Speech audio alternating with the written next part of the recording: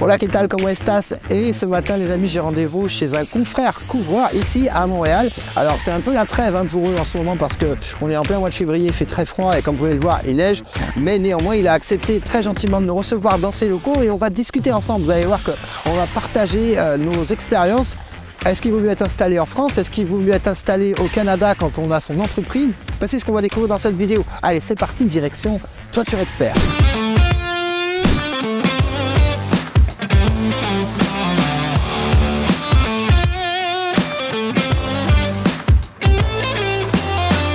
Asdine, bonjour. Bonjour. Merci de m'avoir ouvert tes portes et d'accueillir donc la chaîne Nous les Artisans ici chez toi à Montréal. Asdine, j'aimerais que tu me parles un petit peu de toi. Dis-moi, Asdine, ton prénom, il n'est pas très canadien quand même, non?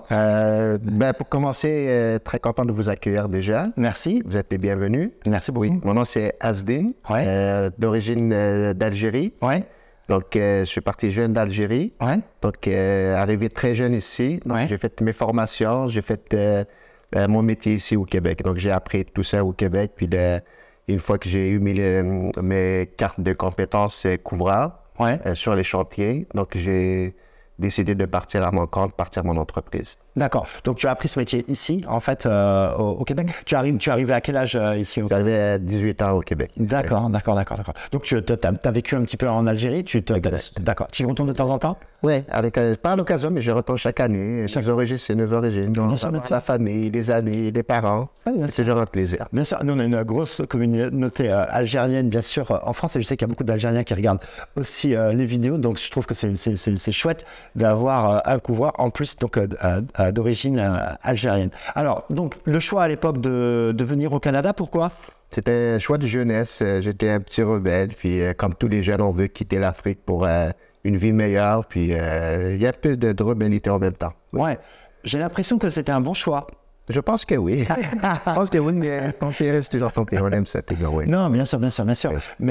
Mais je vois aujourd'hui, tu as une entreprise, alors, elle a 21 ans, c'est ça? Exactement. Donc, mon entreprise, elle a 21 ans déjà. Oui. Donc, la toiture, pour nous, n'a plus de secret. On fait des toitures résidentielles, commerciales. On a plusieurs équipes.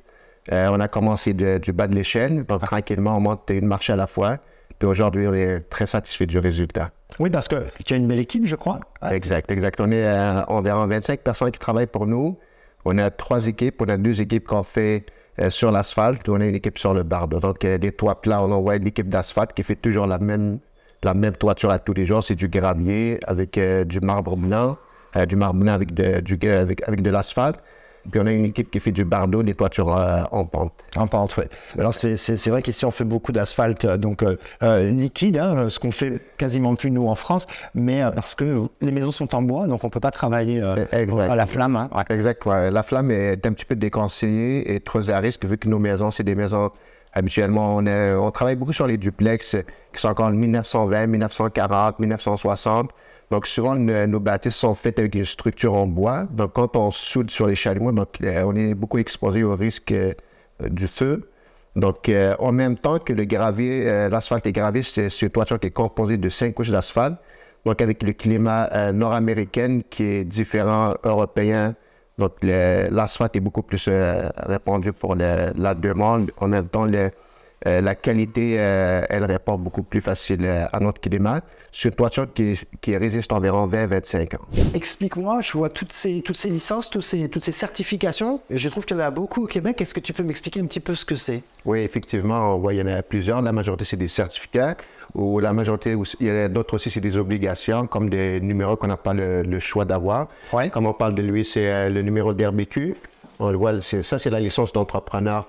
Régie du bâtiment du Québec. RBQ, Régime du bâtiment du Québec, d'accord. Exact. Okay. Donc ça, c'était un renouvellement annuel. On doit renouveler chaque année. Donc avant d'envoyer un renouvellement, il y a toute une enquête qui se fait sur l'entrepreneur, sur la soulevabilité et sur son professionnalisme en même temps. Donc s'il y a des plaintes ou quelque chose, donc ça peut causer des problèmes pour le renouvellement. Donc l'entrepreneur doit rester vraiment honnête et professionnel pour garder ses licences. Donc si on n'a pas ses licences, il n'y en aura plus rien. Et c'est vraiment ça, c'est le plus important avant de commencer. Donc c'est comme un registre de commerce. C'est bien. Oui. Après, une fois qu'on a les licences, avec le travail, avec l'expérience, on détient certains certificats. C'est pas quand on fait la demande dans l'âme, mais c'est avec l'expérience, avec des années, avec des preuves, avec des enquêtes et tout. On reçoit d'autres certificats. On va parler à la PCHQ. La PCHQ, on peut l'avoir après 4 ans, 5 ans d'expérience. D'accord. Ça, c'est une association des professionnels du Québec. Donc, il faut vraiment faire une enquête sur l'entrepreneur pour avoir une adhésion à l'intérieur. Puis la PCHQ, souvent les gens, ils regroupent les très bons entrepreneurs du Québec. Donc, les clients vont faire une petite recherche sur la personne, est-ce qu'il est adhéré à la PCHQ. Et souvent, la PCHQ, elle donne la garantie sur l'entrepreneur qui fait un bon travail, qui est professionnel. Donc ça, c'est un gage de qualité pour tes clients. Exact, oui. Oui. D'accord. On a aussi l'Association des entrepreneurs du Québec aussi. On a ici ce qu'on appelle le permis du commerçant itinérant. C'est-à-dire, nous, quand on fait les soumissions, même si on a une licence d'RBQ qu'on peut opérer, travailler, ils nous obligent aussi d'avoir un permis pour se déplacer chez les clients. Donc, pour le déplacement du client, ça nous prend un permis commerçant itinérant qu'on appelle. Ah ouais? Exact, oui. Donc, mais je savais pas. Pour rentrer chez les gens, il faut un permis. Exact, oui. Incroyable. C'est ça qu'on appelle le permis itinérant. Ça fait aussi, avant de l'obtenir, ils vont faire aussi des enquêtes. On a des assurances pour ça qui protègent le client une fois qu'on a rentré chez lui pour faire sa soumission. D'accord. Soumission, c'est un devis en fait, hein, ce qu'on appelle, je le précise. Oui. D'accord. Donc c'est une protection du consommateur et une vérification, encore une fois, du sérieux de l'entreprise. Exact. Puis si le client, par exemple, on a fait un travail chez lui, il n'est pas content, il n'est pas satisfait, donc lui, il ouvre le droit de rappeler le service consommateur, il va faire une plainte, puis ça va être fait sur notre dossier. Donc le prochain client qui veut, on fait un prix par exemple, souvent les gens ils veulent enquêter, est-ce que la compagnie est sérieuse, est-ce qu'elle est conforme. Donc il peut y aller dans le site d'Internet du gouvernement direct, il va voir si on a des plaintes ou si on est conforme. D'accord. Oui. Le premier diplôme qui est obligatoire, donc si j'ai bien compris, enfin c'est pas un diplôme, c'est la licence. D'accord. Ça c'est la base pour toute entreprise. Même si on travaille, toi aujourd'hui tu es une compagnie, oui. Là, je vois, c'est important, mais si je suis même tout seul et que je veux venir travailler tout seul, il faut cette licence. Absolument, oui. Pour tout le monde. C'est pour tout le monde. Okay. Et les autres, là je vois il faut du temps, ça il faut 5 ans. Hein, exactement, oui. Exact. Et là par contre, dès qu'on va chez les clients, ça aussi il faut passer de suite. Oui. J'imagine qu'il faut payer à chaque fois. Oui, à chaque fois, oui, puis c'est renouvelable annuellement. Exact. C'est renouvelable annuellement. Il faut payer les droits d'avoir le permis, il faut toujours garantir le permis, garantir pour une assurance responsabilité qui va garantir le permis. Donc souvent, elle est exigée. Alors nous, en France, on a une assurance que tu connais peut-être, parce que je sais que tu connais un petit peu la France, et on a les garanties décennales. C'est-à-dire que moi, je fais un toit, j'ai une compagnie d'assurance qui assure mon travail, et il assure que pendant 10 ans, il n'y aura pas de problème. Alors, je sais que, comme on dit, c'est franco-français. Oui. Ici, c'est pas pareil. On garantit pour un montant financier. C'est une garantie financière, et je l'ai vu apparaître d'ailleurs ici, la garantie financière. Comment ça se passe, la garantie financière ici au Québec? Habituellement, la garantie, si les compagnies, c'est les entreprises qui donnent cette garantie. Si jamais il y a quelque chose, donc la compagnie, l'entreprise a l'obligation de retourner rectifier la situation. Dans le cas contraire, la personne il peut aller faire des plaintes à ces organismes, à ces associations, où est-ce qu'on a payé des cautionnements, qu'on a eu des droits. Oui. Donc ces personnes peuvent rectifier la situation, vu qu'on a des assurances pour ça. En même temps, on a des assurances responsabilité de l'entreprise aussi. D'accord. Oui. Parce que les accidents aussi, ça peut arriver. Exact. Donc, il faut être assuré. On va en parler du climat quand même, parce que le climat au Canada, c'est pas un petit sujet. D'ailleurs, là, moi, j'ai voulu absolument venir au mois de février, parce que je me suis dit, non, mais qu'on ne dise pas quand même que les couvreurs, ils travaillent en février au Canada, c'est pas possible. Alors là, on est au mois de février, effectivement, vous ne pouvez pas travailler à cette période. Oui, effectivement, la période tranquille dans les toitures, c'est le janvier-février. Les compagnies de toiture, habituellement, commencent à la mi-mars ou dégèlent jusqu'à fin décembre. Janvier-février, la raison qu'on ne travaille pas beaucoup, parce que pour utiliser ces produits, il y a une certaine température qu'on ne peut pas dépasser. Donc, comme l'asphalte est gravier, à partir de moins 10, l'asphalte est refroidi très rapide, donc la qualité du travail est beaucoup moins efficace. Les couches n'adhèrent pas ensemble. Donc, c'est à éviter cette période. Souvent, vu qu'il y a le gel de cette période janvier-février, donc la demande aussi, elle est faible. Il n'y a pas d'infiltration, il n'y a pas de pluie, il n'y a rien. Donc, souvent, les toitures ne coulent pas janvier-février. C'est à partir du dégel, la pluie commence. Donc, la toiture va montrer ses signes de détérioration une fois que la pluie commence à partir du mois de mars. On n'a pas du tout les mêmes. Alors nous en France, les gens n'appellent pas parce qu'il y a la sécheresse. Donc comme il y a la sécheresse, il n'y a pas de pluie. Donc du coup, on a moins de commandes parce que comme il pleut pas, il n'y a pas de fuite. Au Canada, c'est pas pareil. C'est parce qu'il gèle. Effectivement, l'eau quand elle est gelée, elle s'infiltre pas. J'avais pas pensé à ça. Oui. Adine Germain, il y a un truc qui me surprend ici au Canada parce qu'on parle de dégel et on parle de froid. Donc du coup, dans les maisons, j'ai remarqué qu'il fait très chaud. Je me dis mais c'est pas possible. Ils payent pas le chauffage ou quoi au Canada. Il fait chaud partout. Nous en Europe, on a un gros problème de coût de l'énergie, le coût de l'électricité et de coût du carburant. J'ai l'impression qu'on n'est pas concerné par ça ici au Québec. Oui, justement, effectivement, les maisons sont très chauffées à l'intérieur parce qu'ils sont conçus justement pour le climat nord-américain. C'est la raison, je pense, que les maisons sont en bois parce que le bois, il résiste plus, il garde la chaleur à l'intérieur, contrairement aux maisons européennes qui sont souvent avec de la brique ou du béton ou quelque chose. Ouais. Et les maisons sont isolées sur tous les côtés, par exemple. La toiture est isolée, les murs sont isolés, les fenêtres sont conçues spécialement aussi pour le froid. Donc, automatiquement, on garde notre chaleur à l'intérieur. L'électricité, c'est cher ici? Elle est dispendue un peu, oui. De plus en plus. Ouais. On ressent les factures, oui. tu les vois augmenter. Ouais. Ok, très bien. Mais j'ai l'impression quand même que c'est pas combien on paye aujourd'hui pour chauffer peut-être un appartement qui ferait, je sais pas, avec 2 chambres, un salon, une cuisine, pour une famille, un petit appartement. Je pense que c'est un appartement d'environ 90 mètres carrés. Actuellement, on est dans les... je pense proche de 200 $ facile pour un mois. Contrairement à avant, c'est pas mal moins cher, oui. Oui, donc 200 $ canadiens, ça fait à peu près 160 € par mois pour chauffer un appartement. Exactement. Okay, mais souvent, les gens actuellement, ils font, pour équilibrer un peu les factures, ils font des budgets annuels. Au lieu d'arriver en hiver, on va payer 600, 700, 800. Donc, on essaie, puis l'été, on ne consomme pas beaucoup, vu qu'il n'y a pas de chauffage. Donc, ils vont équilibrer peut-être à 200 par mois. À l'année budgétaire, exactement. D'accord. Mais en tout cas, on ne voit pas les gens se plaindre particulièrement du problème de l'augmentation de l'énergie ou un petit peu? Ces dernières années, oui, on voit la différence un peu parce qu'il annonce parfois à la télévision que Hydro-Québec a beaucoup de cantons en souffrance. On le voit de plus en plus, par exemple. Oui. Alors, j'ai une question. Du coup, quand pendant 2 mois, là, vous ne pouvez pas travailler, qu'est-ce que tu fais de tes employés? Ils sont tous en Floride en train de prendre des vacances ou au Mexique ou comment ça se passe? Oui, il y en a beaucoup qui sont en vacances. Ouais. Mais, il faut faire attention parce que l'été travaille beaucoup. À partir de mars jusqu'à décembre, les couvreurs travaillent fort. Ouais. Donc, moi, je dirais que c'est des vacances bien méritées. Donc, quand ils arrivent à la fin d'année, ils ont l'assurance chômage. Donc, c'est l'assurance chômage qui paye parce qu'ils ont cotisé toute l'année. Donc, automatiquement, janvier, février, ils sont payés par l'assurance chômage. Donc, ils ont souvent le droit de rester à la maison à rien faire ou faire leurs choses personnelles pendant que la régie, l'assurance paye pour leur salaire. C'est génial, ce truc. Oui. Et en fait, tu les as pas. Le contrat de travail que tu fais aujourd'hui avec un salarié, on parle de salariés, ce sont des gens qui travaillent pour toi. Ce ne sont pas des indépendants, ce sont des salariés. Ils ont un salaire tous les mois. Donc, eux, tu les as tous les ans, tu leur refais un contrat ou c'est un contrat permanent? C'est des gens, habituellement, ils arrivent travailler, on fait le contrat dès le début, ils s'engagent à travailler pour toi. Puis dans toute la construction, je dirais pas dans toute la construction, mais la majorité des cartes de métier, l'hiver, ils ne travaillent pas. Donc, c'est dans leur mentalité, oui, on ne travaille pas, donc il ne cherchera pas ailleurs. Il sait que c'est une période janvier-février qu'on ne travaille pas. Il sait qu'il y a une nouvelle saison vers le mois de mars. On le rappelle, souvent ils font des suivis à quel moment on va revenir. Donc, automatiquement, les employés retournent toujours à la même entreprise. C'est rare qu'ils changent, à moins qu'ils n'aiment pas ou lui-même, il décide par sa volonté de changer d'entreprise. Sinon, on les reprend à chaque année, c'est les mêmes. Moi, j'ai des employés qui travaillent ici, ça fait 15 ans, 18 ans.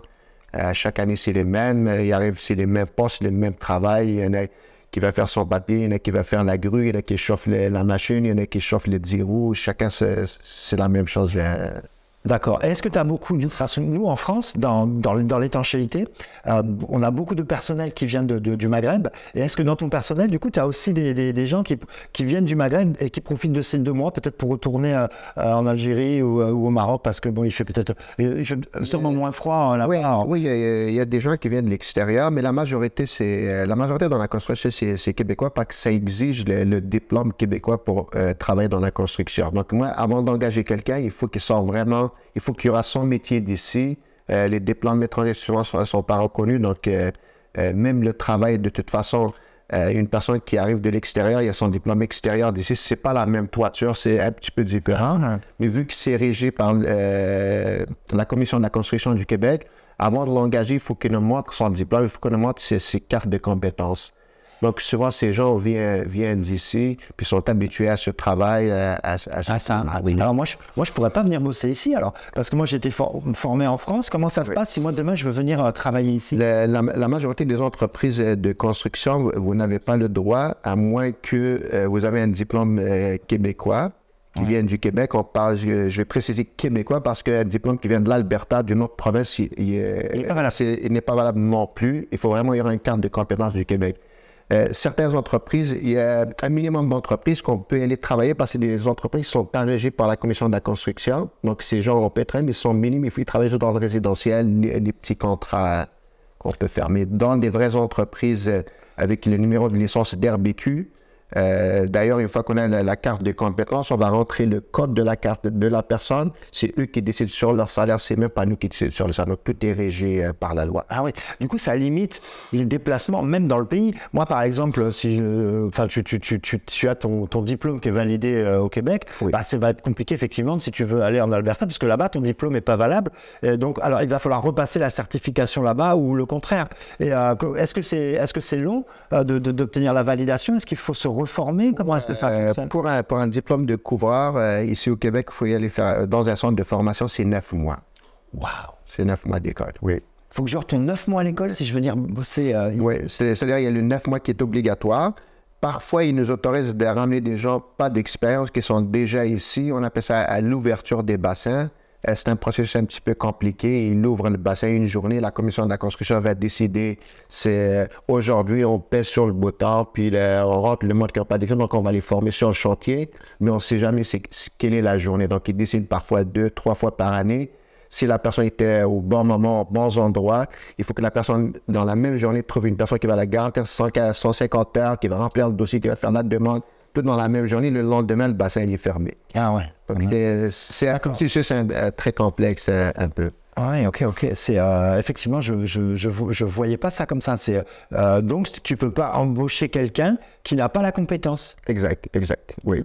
Parce que je ne sais pas, le certificat de compétence, nous, quand on est sur les chantiers, il y a des inspecteurs qui se promènent dans la ville. Ouais.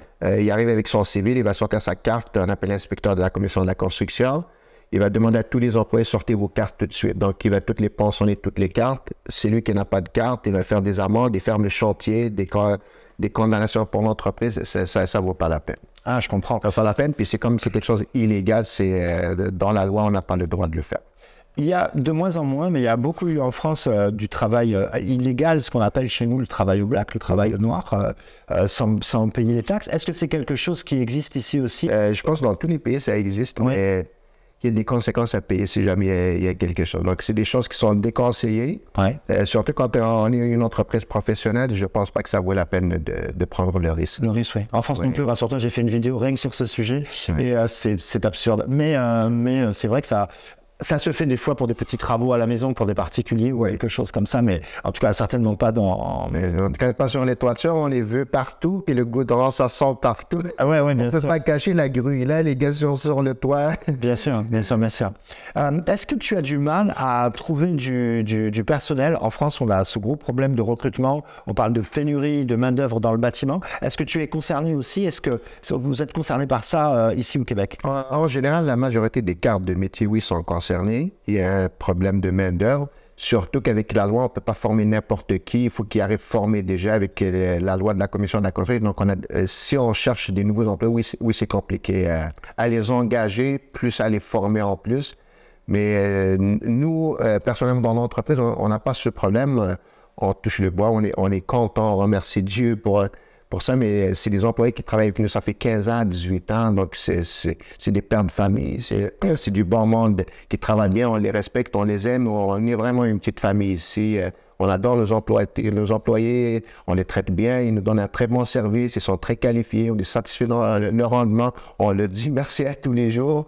Donc, on a créé un climat familial dans l'entreprise, donc on garde nos employés. Ça, j'ai pas mieux, très belle très belle leçon et je partage effectivement ces valeurs. Moi-même qui ai aussi des employés, je reconnais qu'aujourd'hui, il faut aller au-delà que de leur donner du travail. Oui. C'est le reconnaître le travail qui est effectué. C'est une très très grande leçon, ça effectivement, Azmin. Je te remercie de le dire et d'appuyer dessus parce qu'il y a beaucoup de patrons ou futurs patrons qui regardent ma chaîne et ça je leur dis souvent, les gars, respectez vos salariés, respectez vos employés. La richesse d'une entreprise, c'est les gens qui sont dedans. Un camion, c'est rien un camion, on achète, on fait un chèque, on a un camion. Mais un bon ouvrier de confiance. Parce qu'on ne peut pas avoir les yeux sur tout le monde qui va faire du bon travail, ça n'a pas de prix. La personne qui travaille bien, il faut le remercier. Il faut lui démontrer la satisfaction à ses employés. C'est important. Mais il faut quand même lui donner de l'argent. Alors, combien est-ce qu'on donne d'argent à un couvreur au Québec? C'est-à-dire les employés de la construction au Québec, en général, ils sont bien payés. Ils ont des bons salaires. Qu'est-ce qu'on fait ici, par exemple? Il y a une convention collective qui s'est négociée entre la partie patronale avec la partie des employés. Parce que 2 ans ou 3 ans, ils vont s'asseoir sur la table, ils vont négocier les augmentations. D'accord. Donc là, tu suis ça? Exact. Okay. Nous, on a une liste de prix. Une personne qui arrive justement avec ses cartes, on va voir si c'est un couvreur professionnel, il y a ses cartes de compagnon. Donc, exemple, il est, je pense, à 43 $ de l'heure. Un apprenti 1, la première année, il est, je pense, à 28. Après, il passe à 31, 34. Donc, à chaque année, il monte jusqu'à 43 $ de l'heure. 43 $ de l'heure. N'écoutez pas. Oui, 43 $ de l'heure, puis certains avantages aussi, ils ont par exemple des congés de 12 %. Et l'hiver aussi, ils ne travaillent pas, ils ont quand même l'assurance chômage qui va rentrer toutes les semaines aussi. Donc 43 $ de l'heure canadien, ça fait à peu près une trentaine, 30 €, ok. Donc ça, c'est ce qu'il a pour lui net dans sa poche. Non, pas de salaire brut. Non, on parle de salaire. Non, bien sûr, bien sûr. Ok, on parle de salaire brut. Mais oui, chez nous aussi. Hein. Mais ça donne effectivement Et le niveau de charge, combien est-ce qu'il lui reste après pour lui là-dessus? Qu'est-ce que ça donne au niveau des charges quand tu parles de la différence entre le salaire brut et le salaire net? Alors, c'est compliqué parce que c'est les charges patronales, les charges salariales. Habituellement, un couvreur de 43 $ de l'heure sur 40 heures, nous, les employés sont payés, par exemple, à toutes les semaines, à tous les jeudis. Ah oui, là, c'est là. Contrairement à l'Europe, c'est pas une fois par mois. Donc, une fois par semaine, la moyenne, il reste environ 800 $ clairs dans sa paye après toute déduction. D'accord, ok. C'est pas mal. Ils vont tous partir de chez moi ils vont traverser à la rame. Non, bien sûr que ça fait... C'est bien mérité. C'est quand même un métier exigeant. Je pense que le salaire est très bien mérité. Même des fois, je regarde la manière qu'ils travaillent. Je pense qu'ils méritent même plus que ça. On travaille souvent, on est en hauteur, on est à la chaleur, on est au froid, on est dans la poussière, on est dans l'odeur du goudron. Si on travaille sur les toits en pente, il y a un risque. Il est quand même sur une pente. Des fois, il est sur 2 étages, 3 étages. Je pense que c'est des salaires bien mérités, oui. On est d'accord? Oui. Oui, bien sûr, on est d'accord. Plus que c'est de professionnel, c'est un métier. Bien sûr, oui. Bien sûr, bien sûr. Non, bien sûr, on est bien d'accord. Mais c'est bien quand on peut effectivement avoir la juste rémunération de son salaire. Et puis, je sais qu'il y a aussi des gens qui vont regarder cette émission, qui sont des salariés, qui vont forcément comparer avec la France. Parce que, après, si on parle de niveau de vie entre la France et le Canada, j'ai l'impression qu'il y a... j'ai l'impression qu'il n'y a pas tant d'écart de niveau de vie que ça, dans le sens où j'ai lu que le prix moyen d'une maison ici au Canada, c'était 800 000 $ pour avoir un prix moyen d'une maison. En France, le prix moyen d'une maison, je dirais que c'est plutôt 300 000 € ou quelque chose comme ça. Donc les maisons sont un petit peu plus cher quand même, mais l'énergie coûte moins cher, les salaires sont un petit peu plus élevés, donc je pense que normalement ça doit s'équilibrer. Oui, je pense que ça doit équilibrer, il y a des avantages, des désavantages. Comme on dit, les maisons sont un peu plus chères peut-être. Ces derniers temps, oui, ont monté, l'énergie est moins chère, peut-être le coût des assurances sont moins chers que vous autres aussi. C'est ça, je pense que ça fait équilibrer un peu, oui. Ça fait équilibrer les choses. Donc, en tout cas, tu as du personnel pour travailler, mais parce qu'ils sont... alors, du coup, ils sont rémunérés sur une base, sur une grille, comme tu dis, qui est décidée, mais il n'y a pas de concurrence. Il y a de la concurrence, tu sais, entre les entreprises, oui. Bien sûr. Quand tu fais un devis, enfin une soumission, une autre entreprise fait aussi ses soumissions, et du coup, le client va pouvoir choisir. En France, bien sûr, on a le même problème de concurrence, mais on a aussi de la concurrence pour les salariés. On est obligé un peu d'enchérir sur le salaire si on veut récupérer des talents qui vont partir de chez le confrère pour venir chez nous. Est-ce qu'on a ce phénomène ici également? Ça arrive à l'occasion. Il est rare, mais ça existe parfois. Une compagnie qui souffre de main-d'œuvre, c'est sûr, elle peut offrir à d'autres personnes, mais souvent les employés sont fidèles. On ne les prend pas pour une petite bouchée de pain, ils ne changeront pas. Une personne qui est bien à son travail, il est content de son travail et satisfait de son salaire, je pense qu'on ne peut pas le prendre pour 10% de plus facilement ailleurs parce qu'il y a tout un ensemble qui va avec, le milieu de travail, l'ambiance du travail. Les gens, après quelques années, ils deviennent comme des amis au travail aussi, donc c'est pas quelque chose qu'on peut faire ça facilement. C'est vrai, c'est une équipe et un sentiment d'appartenance. C'est comme dans le sport, c'est comme un club. On suit son club, ouais. on suit son entreprise. Tu as parlé du temps de travail qui est de 40 heures ici au Québec. Est-ce que des fois les gens travaillent plus que 40 heures et est-ce qu'on paye des heures supplémentaires quand ça arrive? Habituellement, dans la toiture, une fois qu'on a commencé la toiture, on ne quitte pas le chantier quand on est terminé. Donc on peut faire des journées de 7 heures, on peut faire des journées de 12 heures, mais souvent on fait 10 heures et plus par jour. Puis les employés, on va les équilibrer avec une paye. Toutes les heures qu'ils vont faire supplémentaires, on les garde, on appelle ça les heures en banque. Puis s'il y a par exemple une période qu'il y a beaucoup de pluie, qu'on n'a pas travaillé, vu que les gens sont payés à l'heure, par exemple, c'est au nombre d'heures qu'ils ont fait sur les chantiers, donc on va faire équilibrer avec les heures qu'on appelle en banque. D'accord. Donc ils récupèrent en fait les heures qu'ils ont fait en plus. Pour équilibrer le tout avec leur salaire, oui. Ok. On a un système effectivement similaire. Nous aussi, quand il fait beau, il faut travailler, puis quand il pleut, il pleut. C'est pas la peine d'insister. C'est pour tout le monde pareil. Ok, très bien. Si je fais un bilan, globalement, il y a beaucoup de similitudes avec la France. On trouve qu'en France, on a beaucoup d'administratifs, beaucoup de papiers, parce on en a aussi un petit peu parlé tout à l'heure en off. Quand on fait des travaux chez un client, il faut un permis, une autorisation de refaire le toit, de changer la couleur. Pas mal de formalisme administratif qu'on retrouve chez nous, mais je vois qu'on a aussi au Canada. Beaucoup de formalisme aussi derrière les salariés. Assurance, certification, permis de travail. Tout ça est assez lourd. Donc, vous voyez, nous, on se plaint les Français, mais je pense que c'est quelque chose qui est en train de devenir un petit peu universel, mais dans l'intérêt du consommateur et du client, pour éviter qu'il signe avec n'importe qui.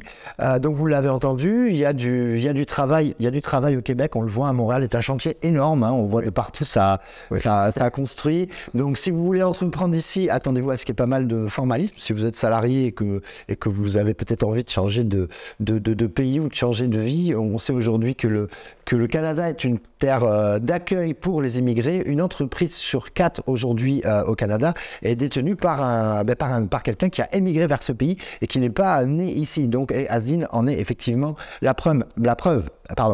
Adine, merci beaucoup pour cet échange. Vraiment, c'était très riche. J'ai appris énormément de choses et je me suis régalé. J'espère que toi aussi, tu as pu peut-être apprendre quelque chose au travers de notre échange. Avec plaisir, c'est enrichissant. C'est très enrichissant. Merci beaucoup.